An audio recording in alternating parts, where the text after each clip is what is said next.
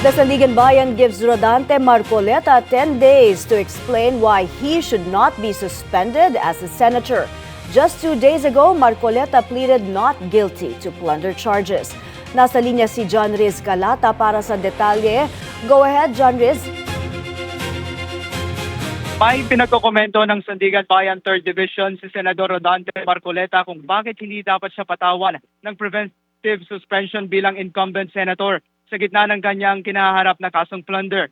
Binigyan lamang ng anti-graft court si Marcoleta ng 10 araw matapos matanggap ang kautusan para isumite ang kanyang paliwanag.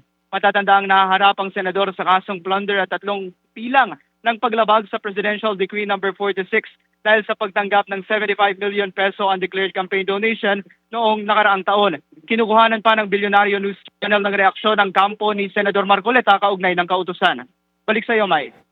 John Riz, kailan ang susunod na pagharap ni Senator Marcoleta at kanyang mga co-accused sa anti-graft court?